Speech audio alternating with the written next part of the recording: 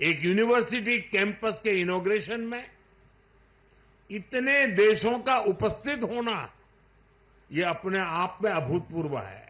ये एक historic moment था जिसको 17 कंट्रीज के रिप्रेजेंटेटिव्स ने वहां पर देखा और उसमें शामिल हुए। हमारे हमसाया मुल्क, क्योंकि हम जब भी जाते हैं तो वहाँ पे बैरूनी मुल्क किसी जाते हैं, ख़ास तौर पे दुबई बेस्ड या यूएई इधर, तो वहाँ पे हम देखते हैं कि जो अच्छी पोजीशंस पर हमें इंडियंस दिखाई देते हैं। अनफॉर्चुनेटली पाकिस्तान का कोई नुमाइंदा उसमें शामिल नहीं था। कोइंसिडेंस तो नहीं है ना कि इस वक्त बहुत सारी जो बड़ी बड़ी इस वक्त कंपनियां हैं वहां पर भारतीय सीईओज हैं, या इस वक्त बहुत ज्यादा हम उनकी रिप्रेजेंटेशन देख रहे हैं, क्योंकि नालंदा यूनिवर्सिटी दुनिया की वो कदीम यूनिवर्सिटी कही जाती है कि जो ऑक्सफोर्ड एंड कैम्ब्रिज से भी 400-500 साल पहले इसकी बुनियाद रखी गई थी।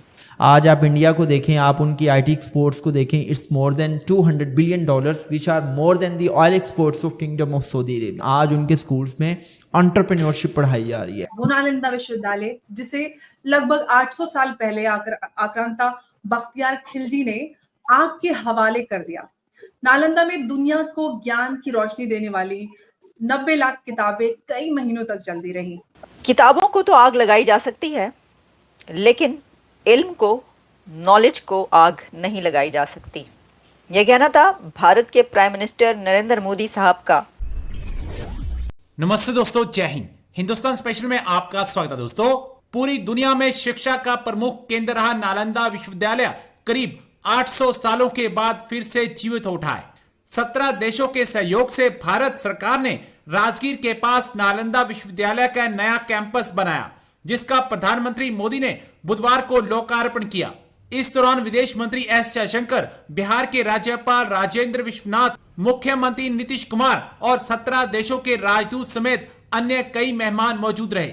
नालंदा यूनिवर्सिटी का नया कैंपस कई मायनों में खास है। इसमें परंपरा को बनाते रखते हुए छात्र छात्राओं को अत्याधुनिक सुविधाएं दी गई हैं।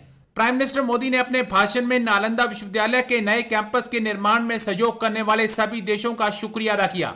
उन्होंने अपने भाषण में कहा कि नालंदा सिर्फ भारत का पुनर्जागरण नहीं है, इससे कई देशों की विरासत जुड़ी हुई है। नालंदा यूनिवर्सिटी के पुनर्निर्माण में साथी देशों की भागीदारी भी रही है। अब पाकिस्तानी मीडिया नालंदा यूनिवर्सिटी को 800 साल बाद जीवित होता देख सकते में है। किताबों को तो आग लगाई जा सकती है, लेकिन इल्म को, नॉलेज को आग नहीं लगाई जा सकती।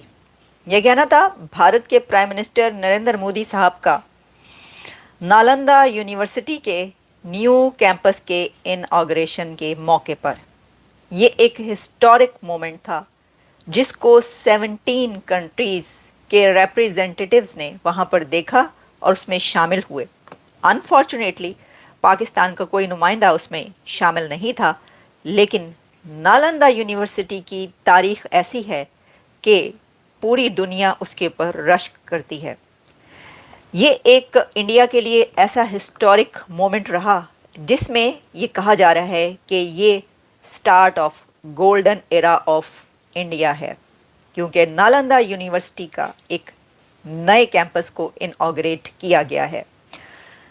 नरेंद्र मोदी साहब ने ये जो बात की कि किताबों को आग लगाई जा सकती है, लेकिन नॉलेज को आग नहीं लगाई जा सकती, उसकी वजह यह है कि नालंदा यूनिवर्सिटी की लाइब्रेरी को आग लगाई गई थी और 90 लाख किताबें जलकर राख हो गई थी।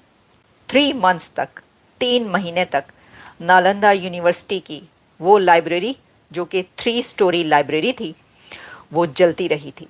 और हिस्टोरियंस, जिसमें Chinese, Japanese and south Asian Muslim historians शामिल हैं, जिन्होंने अपनी किताबों में ये पूरी दास्तान लिखी है।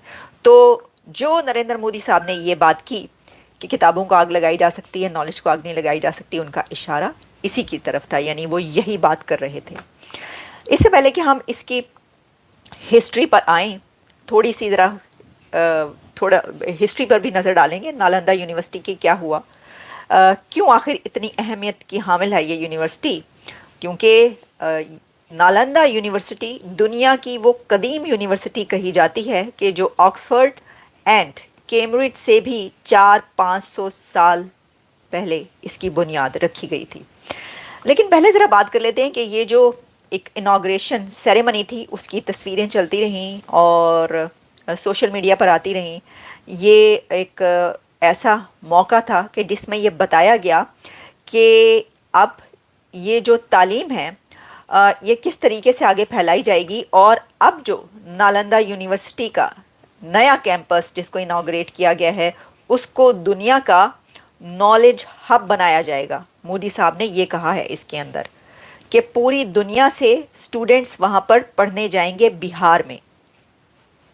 इस नालंदा यूनिवर्सिटी के इस कैंपस में दुनिया भर के स्टूडेंट्स वहां पर रिहाइश इख्तियार करेंगे और वहां पर पढ़ने के लिए आया करेंगे।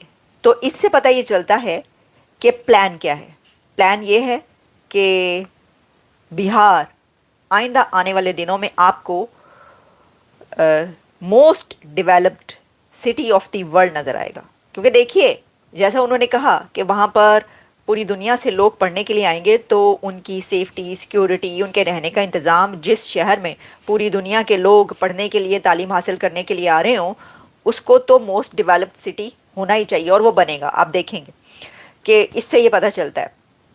आप अगले कुछ मंथ्स में देखिएगा बिहार से जो खबरें आएंगी वो कैसी आएंगी और उसमें कैसे बताया जाएगा कि अब वहाँ पर ये हो रहा है, अब उसको कैसे डेवलप किया जा रहा है और वो एक मॉडल सिटी ऐसा बनाकर दिखाएंगे कि क्योंकि नालंदा का इनऑग्रेट करना उसको उसका मकसद और उसका मतलब ही ये है कि वो यूनिवर्सिटी जो कि दुनिया की सबसे बड़ी कदीम यूनिवर्सिटी कही जाती है उसको अगर आप दोबारा से रेनोवेट कर रहे हैं, बना रहे हैं, तो उसको आप वैसा ही देखना चाहते हैं पहले की तरह। अच्छा, अब इसमें जो है उन्होंने और भी बहुत सी बातें की। सबसे एक बड़ी अहम बात जो इसके अंदर है कि देखिए ये जब इसका इनॉग्रेशन हुआ तो उसमें जिस वक्त मोदी साहब ये तकरीर कर रहे थे और उनकी कैबिनेट के, उनकी हुकूमत के और लोग वहाँ पर मौजूद थे, जिसमें कि डॉक्टर जयशंकर भी वहाँ पर मौजूद थे, उन्होंने भी स्पीच की। तो उसी के साथ वहाँ पर 17 कंट्रीज़ के रिप्रेजेंटेटिव्स सामने बैठे हुए थे। क्योंकि इस यूनिवर्सिटी ये किसी एक का तो असासा नहीं था ना, ये जो एसेट था इसके लिए इसको दोबारा से शुरू करने के लिए 2014 में पहले भी इसका एक कैंपस इनॉग्रेट किया गया था और इसको इस तरीके से स्टार्ट करने में कई एक कंट्रीज़ जुटे हुए थे और वो भारत के साथ थे, जिसमें बहुत बड़े बड़े स्कॉलर्स, प्रोफेसर्स दुनिया के शामिल थे। और यही वजह है कि उसमें जब आप देखते हैं तो आपको नज़र भी आता, पता चलता है कि कितने फॉरेनर्स वहाँ पर बैठे हुए हैं और वो इसमें शामिल हुए हैं। तो देखिए ये कितनी अनफॉर्चुनेट सिचुएशन है, कितनी बदकिस्मती की बात है या कितनी गलत बात है कि उसमें पाकिस्तान जो कि कभी भारत का हिस्सा हुआ करता था, जो कि उसी एरिया से है, सब कॉन्टिनेंट का एक हिस्सा है, वो कंट्री, उसका कोई रिप्रेजेंटेटिव वहां पर नहीं था। होना तो चाहिए था। वैसे तो जाहिर है कि नॉलेज जो है वो कहा जाता है किसी की मीरास नहीं होती, लेकिन नॉलेज उसी की मीरास होती है जो नॉलेज को नॉलेज समझता है।